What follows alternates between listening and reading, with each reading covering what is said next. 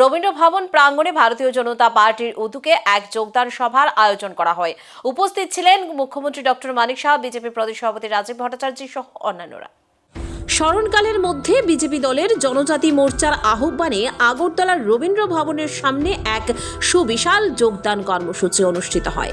এই কর্মসূচির মধ্য দিয়ে গোটা রাজ্যের বিভিন্ন প্রান্ত থেকে মথা সহ বিভিন্ন বিরোধী রাজনৈতিক শিবির ত্যাগ করে ভারতীয় জনতা পার্টিতে কয়েক সহস্রাধিক কর্মী সমর্থক যোগদান করেছেন বলে দাবি সামনে এসেছে।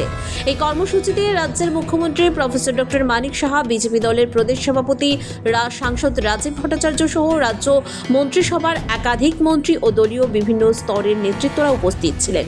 এই যোগদান সভায় বিশাল সংখ্যক ভারতীয় জনতা পার্টির শিবিরে যোগদান করায় রাজ্যের মুখ্যমন্ত্রী প্রফেসর ডক্টর মানিক সাহা নবাগতদের প্রতি শুভেচ্ছা এবং অভিনন্দন জানিয়েছেন। আজকের আলোচনায় অংশগ্রহণ করে মুখ্যমন্ত্রী দাবি করেছেন যে যত ধরনের হুমকি কিংবা অপপ্রচার করুক না কেন, আগামী দিনে খুমলুং এলাকাতে বিজেপি দলের তরফ থেকে জনসভা সুবিশাল আকারে সংগঠিত করা হবে। এর পাশাপাশি আগামী এডিসি নির্বাচনের মধ্য দিয়ে বিজেপি দল খুমলুংয়ের ক্ষমতা দখল করবে, এই প্রত্যয় মুখ্যমন্ত্রী ব্যক্ত করেন। পাশাপাশি মুখ্যমন্ত্রী আজকের এই রাজনৈতিক আলোচনার মধ্য দিয়ে মথা সহ বিরোধী রাজনৈতিক দলগুলোর উপর একের পর এক নিশানা করে মুখ্যমন্ত্রী দাবি করেন, এই রাজ্যে বিজেপির নেতৃত্বে সরকার প্রতিষ্ঠিত হওয়ার পর জনজাতিদের সার্বিক মান উন্নয়নের জন্য বিভিন্ন পরিকল্পনা গ্রহণের পাশাপাশি বাস্তবায়িত হচ্ছে। এছাড়া মুখ্যমন্ত্রী দাবি করেন, যেভাবে দেশের প্রধানমন্ত্রী নরেন্দ্র মোদীর নেতৃত্বে জনজাতিদের গুরুত্ব দেওয়া হচ্ছে তা এই রাজ্যের ক্ষেত্রে ঐতিহাসিক দৃষ্টিকোণ থেকে বিরল।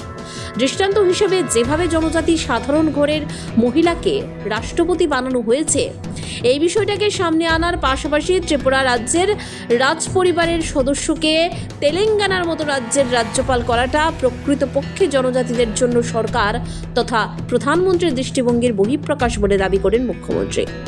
এখানে উল্লেখ করা প্রয়োজন, এই সময়ের মধ্যে রাজ্যের শাসক দলের দুই অংশ বিজেপি এবং মথা আনুষ্ঠানিকভাবে না হলেও প্রায় সম্মুখ সমরে চলে এসেছে।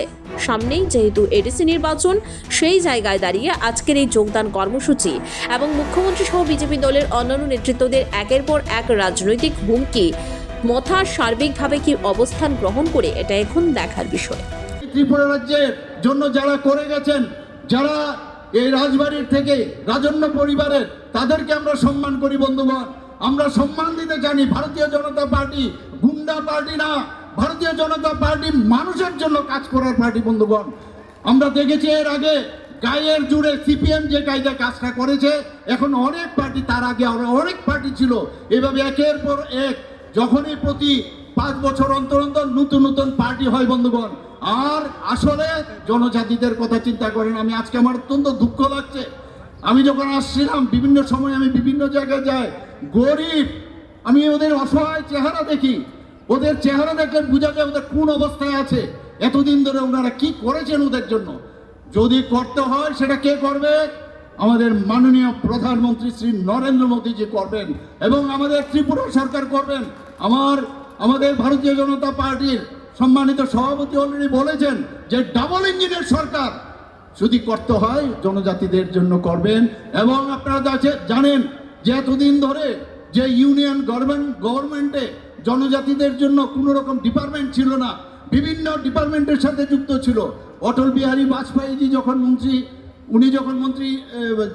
প্রধানমন্ত্রী হিসাবে দায়িত্ব নেন, তখন উনার সময় দেখা গেল আমাদের জনজাতিদের জন্য আলাদা একটা ওখানে আলাদা ডিপার্টমেন্ট খোলা হয়েছে। সেইভাবে আমাদের মাননীয় প্রধানমন্ত্রীজি একের পর এক জনজাতিদের জন্য কাজ করছেন বন্ধুগণ।